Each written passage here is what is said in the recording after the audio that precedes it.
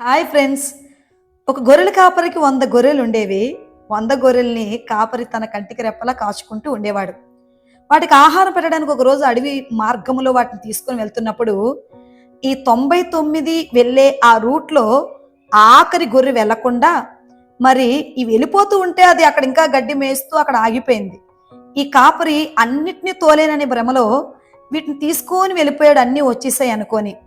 ఈ ఒక్క గొర్రె ఏం చేసిందంటే గడ్డి మేయడానికి వెళ్ళి ఆ పక్కనే గొయ్యి ఉందన్న విషయం తెలియక ఆ లోపల పడిపోవడం, అంతేకాకుండా ఆ లోయలో ఆహారం వెతుక్కుంటుంటే ముళ్ళులు గుచ్చడం, చాలా గాయాలు అవ్వడం జరిగింది. అది అరుస్తూ ఉంది, అరుస్తూ ఉంది. కాపరి 99 గొర్రెల్ని తీసుకొని చాలా దూరం వెళ్ళిపోయాడు. ఇప్పుడు కాపరి ఏం చేస్తున్నాడంటే ఆ 99 గొర్రెల్ని మరి 100 గొర్రెలు అనుకొని లెక్క పెట్టుకుంటూ ఆయన లోపలికి వెళ్తూ ఉన్నప్పుడు అవి 99 ఉన్నాయి, 100 లేవు. కాపరికి చాలా బాధ అనిపించింది, దిగులు అనిపించింది.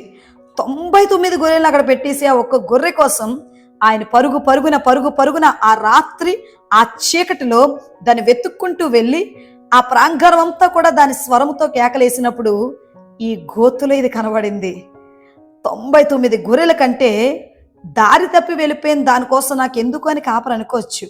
కానీ ఆ పడిపోయి తప్పిపోయిన ఆ గొర్రె కాపరికి చాలా అవసరం.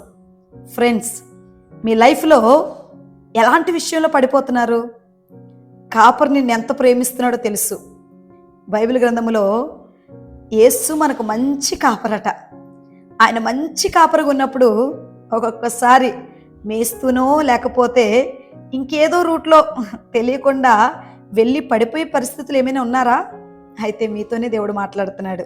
ఏంటో తెలుసా? ఆయన వెతుక్కొని దగ్గరికి వచ్చాడు. ఆ గొర్రె నా గోత్రం తీసి ఆయన భుజాల మీద ఎక్కించుకొని ఆనందిస్తూ మరి వాటి గాయాన్ని, వాటి యొక్క ముళ్ళులను తీసి వాటిని సంరక్షించాడు, మళ్ళీ వాటితో కలిపాడు. ఈరోజు నీ లైఫ్ను కూడా మళ్ళీ సంరక్షించడానికి ఆయన వెతుక్కుంటూ వస్తున్నాడు. ఆయన స్వరం వింటే, నువ్వు ఆయన దగ్గరికి వెళ్తే నీ గాయాలు మంపబడతాయి. Thank you.